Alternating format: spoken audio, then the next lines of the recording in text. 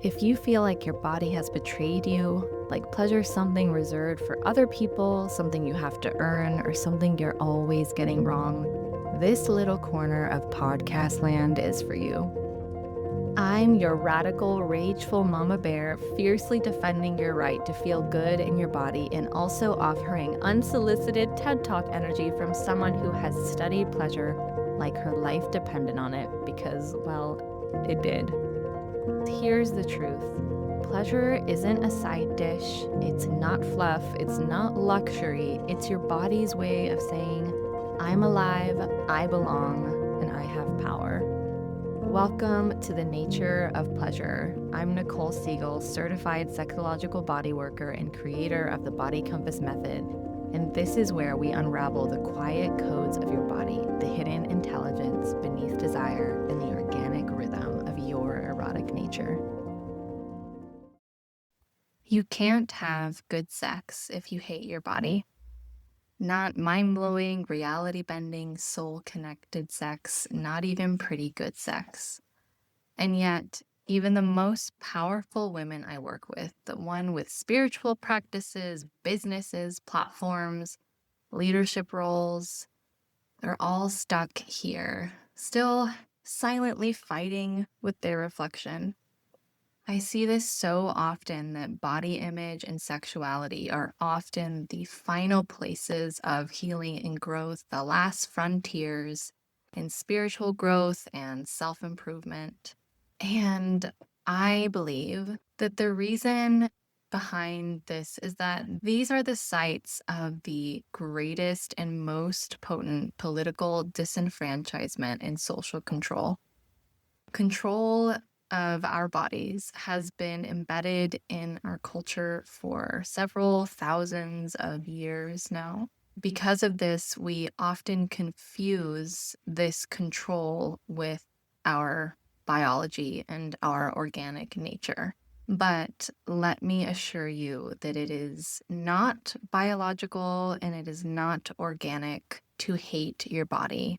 It actually biologically and organically makes no sense to hate your body. This is the topic I will be tackling today, and I will be channeling a specific session with a client after we went through this learning and this journey. She said, I really wish you had recorded that. And I totally agreed. So here I go, trying to channel that same fire and anger and rage. It is no coincidence that by the end of that session, we were talking about embodying her best predator energy because it is only logical to feel sacred fucking rage when it comes to this topic because it is infuriating. The loop that we continuously find ourselves in as powerful,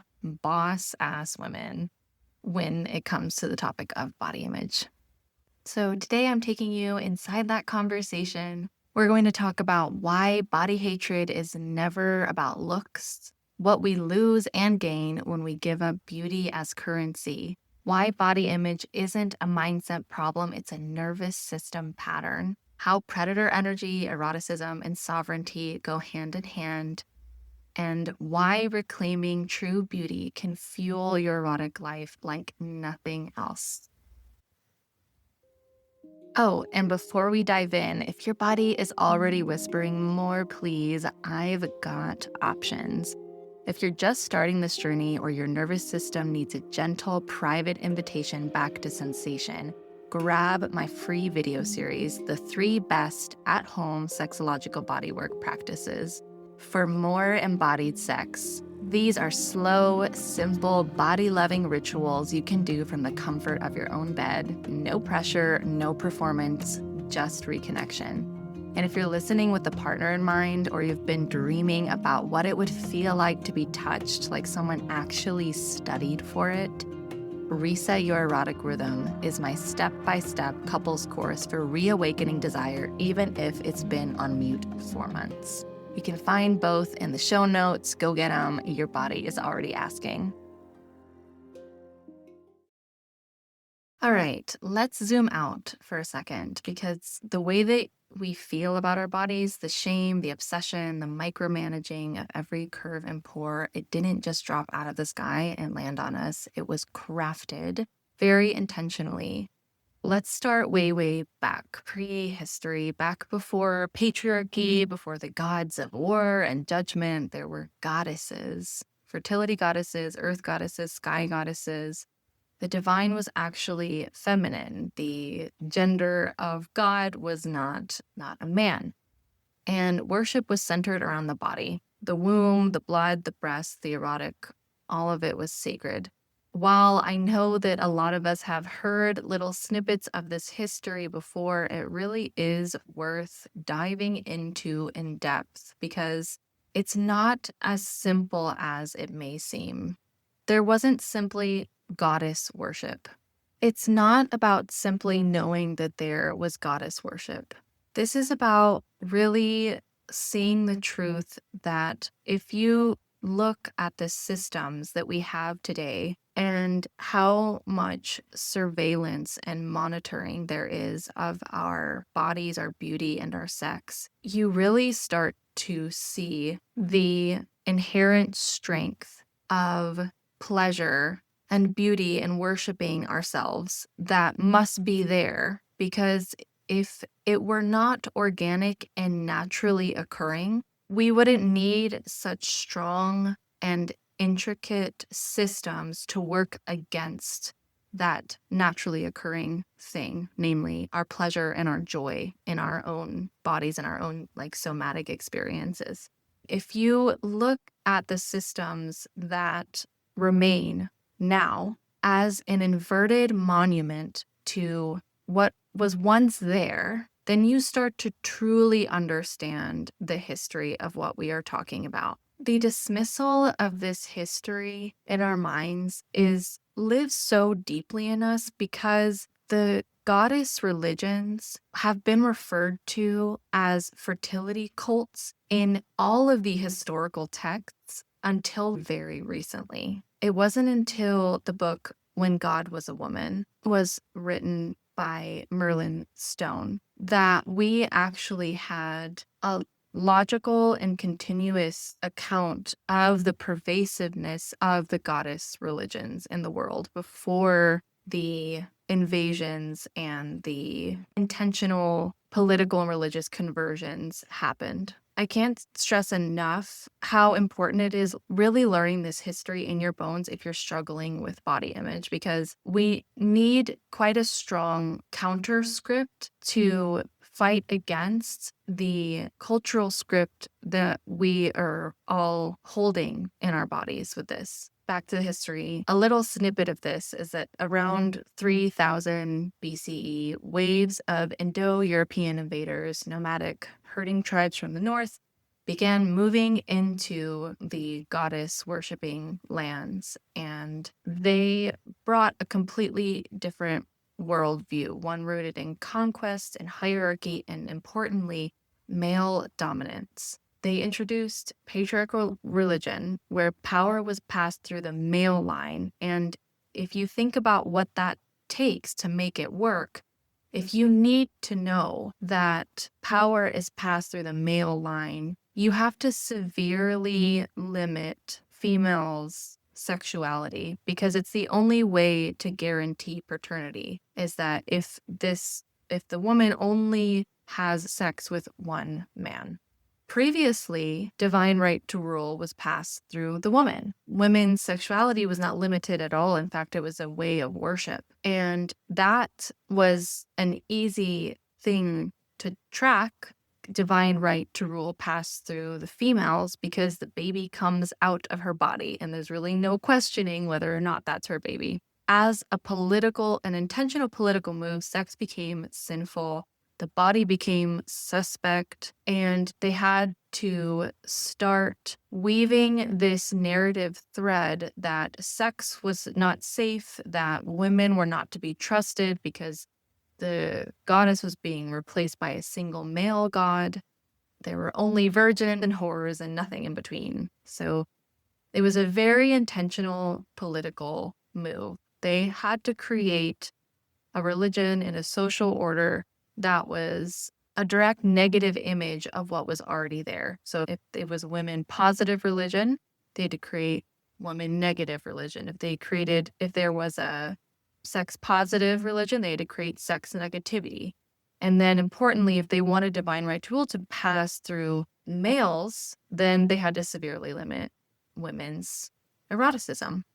And they had to try their best to make sure the men were only having sex with their wives as well. What happened was we ended up with a cultural, historical inheritance of sex negativity and body negativity. Because to limit people's pleasure and sexuality, you have to program their brains to think their bodies are dirty. You have to instill a sense of self-surveillance in them.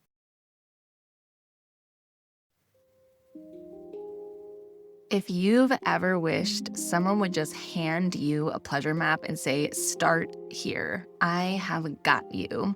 My free video series, The 3 Best At-Home Sexological Bodywork Practices for More Embodied Sex, is like a sexy little user manual for your nervous system.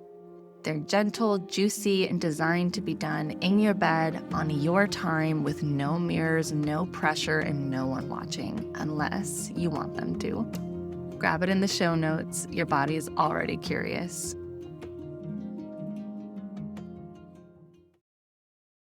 This self-surveillance started to take a very specific form after World War II. Naomi Wolf in The Beauty Myth talks a lot about this. Millions of men had to go off to war. While they were gone, women entered the workforce. For the first time, they had jobs, money, agency, and when the war ended, there was a cultural panic. The system that had kept women in line necessarily had to break down. They started gaining sovereignty and find a little bit, not complete, but a little bit of financial freedom. And so to keep the social order, they had to find another way. They couldn't use the same tools as before because women were voting, working, earning. But what they could do was attack the body. The self-surveillance started to evolve into a form where the object of the obsession was the body, that the body had to look a right way. Eventually, the appearance of the body in a very specific form was eventually tied to sexuality, and so our beauty became a gatekeeper for our pleasure. Beauty is not only the gatekeeper for pleasure and sexuality, even though those are huge and so painful, but it's more than that. In The Beauty Myth, Naomi Wolf also introduces this concept of the professional beauty qualification. She uses this to describe this unspoken requirement that women must meet certain beauty standards in order to succeed professionally, no matter their skills, intelligence, or competence. Women are implicitly expected to earn this invisible qualification through maintaining a culturally approved body size, grooming and styling to match dominant beauty norms, presenting in a pleasing, often youthful image, and investing time, money, and effort into appearance. If they don't do that, they risk being seen as less competent, less capable, and less deserving of opportunities. And this professional beauty qualification, the PBQ, can be seen even in legal cases. There's legal evidence of this. Just a little quick search, and I was really expecting the last case of this to be further back in history, but in 2006, in Jesperson versus Harrah's Operating Co., there was a federal court case where Darlene Jesperson, a bartender at Harrah's Casino in Nevada, was fired for refusing to wear makeup as required by the company's grooming policy. She had an otherwise spotless performance record and had worked there for over a decade. Harrah's policy mandated different standards for men and women. Men had to be, quote, neatly groomed, while women were required to wear makeup, style their hair, and conform to a feminine aesthetic. Jesperson argued that this violated Title VII of the Civil Rights Act, which prohibits sex-based discrimination. However, the Ninth Circuit Court of Appeals ruled against her, stating that the policy did not impose an unequal burden on women. This is still happening. One of the biggest reasons why it's this last frontier for personal growth and healing is because it's somehow no longer in fashion to talk about body image challenges anymore. It's fallen out of the feminist agenda. And that is really, it does a great disservice to us as women, because I still to this day have not had a client walk through my doors that didn't have some block of the way that they looked to enjoying sex fully and feeling completely powerful in their bodies. The history that we're coming from is long and it's ornate. There's a lot of little details that are actually very useful to know. Learning that history is so incredibly important. But I also wanted to acknowledge this other huge dynamic at play that is, once I point this out in session with people, it is usually a lot easier for them to understand why it is difficult to let go of this fixation that we have. We have to give up power in order to heal this particular area. I want to share this little freebie with you. If your body feels like a stranger or a task to manage instead of a place to live, this is where you start. The 3 best at-home sexological bodywork practices for more embodied sex is my free video series for coming the hell back to your body. They are slow, they are intimate, they're designed to wake you up without rushing you, because your pleasure isn't gone. It's just been waiting for the right kind of attention. It's free, it's yours, go get it. To heal your relationship with your body, you have to give up a particular kind of power. That conditional power that is based on how well you perform beauty, power being palatable, the power of being seen as, quote, respectable, desirable, worthy, if you stay in line, and only if you stay small, pretty, and charming. We have to give up these measly crumbs of power that we were given in exchange for being under the thumb of the dominant systems. It's the only power many of us were ever permitted to have through our beauty, through our charm, through the way that we look. When you give that up, you are actually giving up power. That's something that we really have to contend with. You're giving up the gaze of others, the gaze of men, even the gaze of other women. You're giving up a kind of assumed respect between other women. And you're giving up the power of jealousy as currency, the power that comes from being one of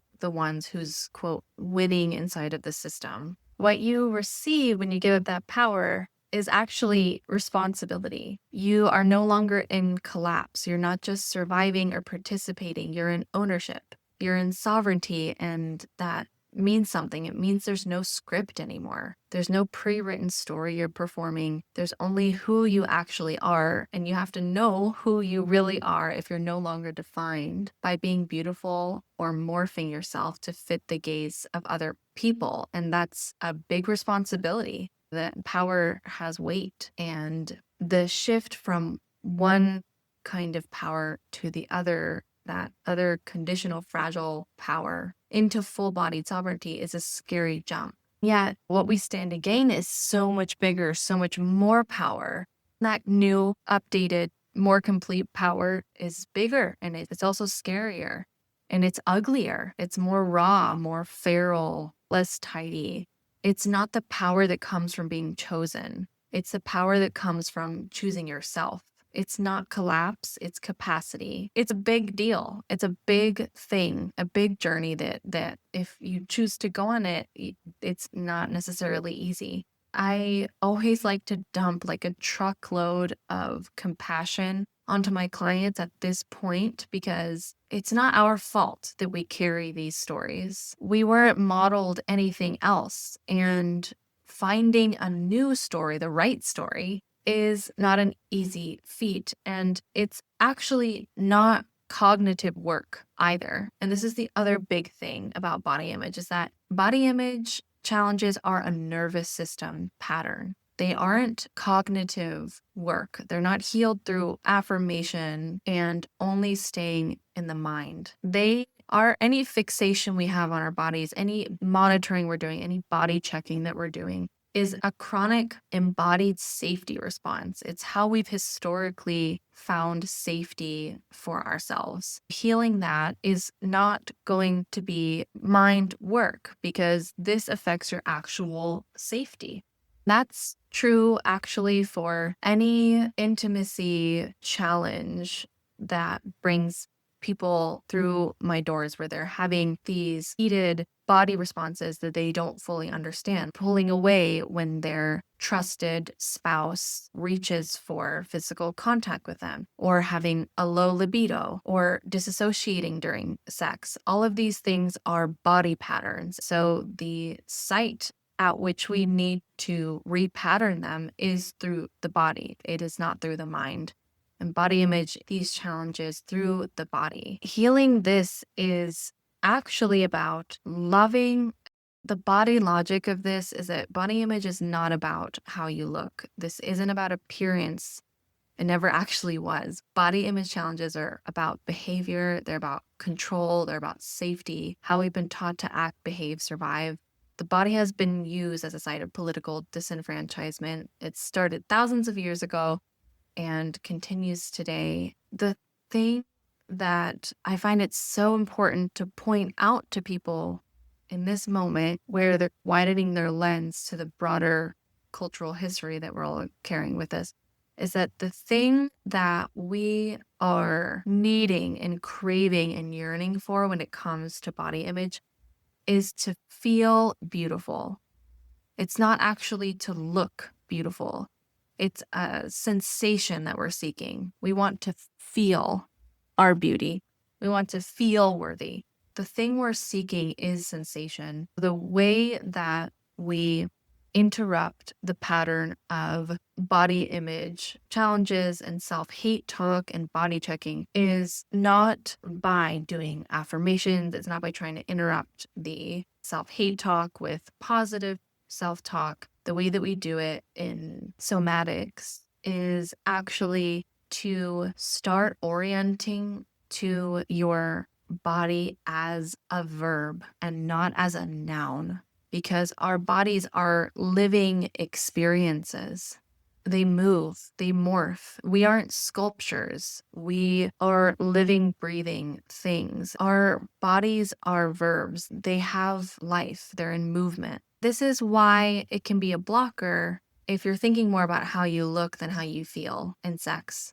Because once you've done that, you've cut off your awareness at the neck and you're looking down at your body as if it's an object to observe, but it's not. It's a first-person experience. Really slowly, we start helping you create spaces where you can experience the sensations of your body in a safe way.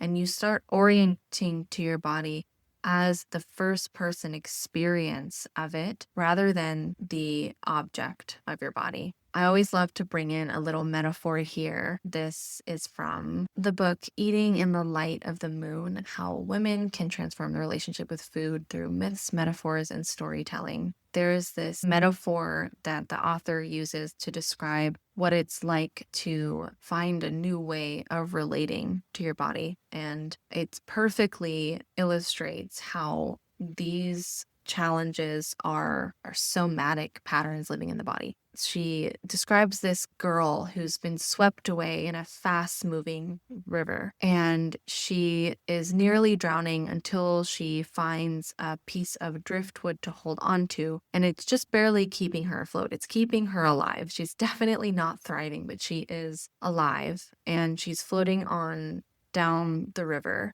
doing pretty okay, and then she sees a shoreline, but it's quite a ways from where she is. She doesn't know if she can make it to that shore if she lets go of the driftwood and just starts swimming there. She lacks the confidence, and she might actually lack the actual muscle strength and endurance to get there. What it looks like with embodied learning is you take it one tiny chunk at a time. So You're holding on to this flotation device, and rather than just letting it go completely and start just swimming frantically, what you do is you take your hands off of it for a moment and then hold on again. Take it off, hold on, take it off, hold on. Then maybe the next step is that you release it for a few moments more and then you hold on, and you release it for a few moments more and hold on. And then maybe you start swimming around this driftwood, then hold on, around the driftwood and hold on. Eventually you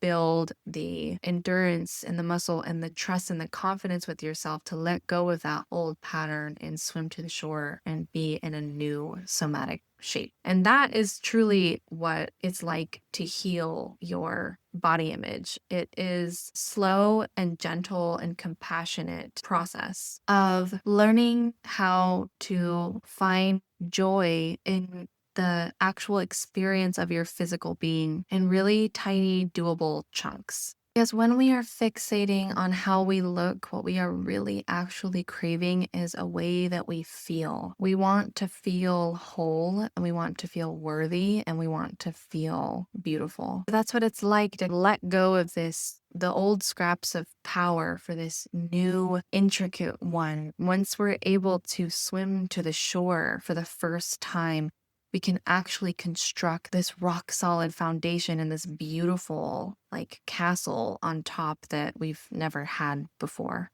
We get to start thriving. And what's waiting for us on the other side of this growth is our organic state. And our organic state of relating to our bodies is actually to be intimately in love with our bodies. We're supposed to love effortlessly our genitals and our erogenous zones and our belly and our thighs and everything.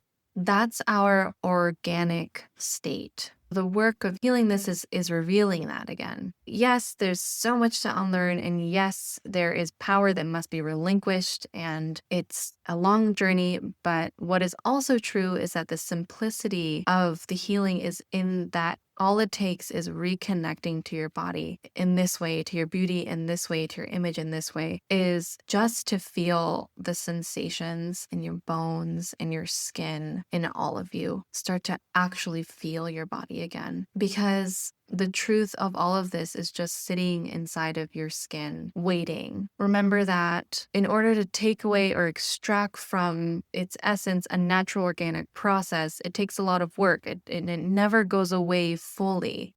The DNA of that organic process still stands, and it's resting inside of you and your body. When you start really connecting with yourself, your lived experience, you start to actually experience the true definition of beauty that just lives inherently in your body. There are few essential pillars of this like true definition of beauty. And one is that it is non-hierarchical. One form is not better than the other. One texture is not better than the other. And as a result, it doesn't pit women against each other because it's completely non-hierarchical. It wouldn't make sense to talk about art that way either. If you think about all the different shapes that are in pieces of art, you wouldn't say that, well, art with a round shape is better than art with a line. That would be completely ludicrous. The art that lives in our bodies is the same way. It's completely non-hierarchical. Another pillar of this true beauty is that similarly, it's subjective and there's no universal ideal. So it's different from person to person. There's going to be things that I think are beautiful that you do not think are beautiful, which creates so much diversity in the way that we present ourselves and the way that we play with our appearance. It allows for so much more diversity, which we're meant to see. That's what we're meant to see. Another pillar of this true beauty is that it's cross-generational and it honors experience because it is experience. Like beauty is experience. It's not an image. It doesn't separate our elders from our young women, which is another tricky and effective form of social control. If you separate the elders from the elder women from the young women, you're separating those that have lived through the experience of these beauty ideals and see that they do not lead anywhere, and they've gained the power of separating themselves from the ideals because they've had to, because they can't keep up with that ideal because it favors youth. They have all of this wisdom of the how for how to do that, but their voices are dismissed because included in the social definition of beauty is to discount elders. And age and experience is actually a negative. This true definition of beauty goes across generations. It doesn't favor youth. It favors experience, all kinds of experience. It heals this divide between the generations of women. And another pillar is that it's pleasure-based. And so it doesn't hurt. We don't do things that cause us pain. If it's experience-based, then it is also pleasure-based. We do things that feel really good to our bodies. And the light that comes from us when we are thoroughly experiencing complete joy in our bodies, that is what beauty is. This true definition of beauty that you start to just inherently access when you are experiencing your body, it actually nourishes your eroticism. It would never block you from your eroticism. Once we connect with our inherent living, just in our bones definition of beauty, that is what is waiting for us. Our pleasure is waiting for us. Our experiencing the joy of our lives is just right there. Starting to see every form that your body can take as even more of a propeller and a push to find more and more pleasure and joy in your body and your sex and your intimacy. It's all just waiting there right under your skin.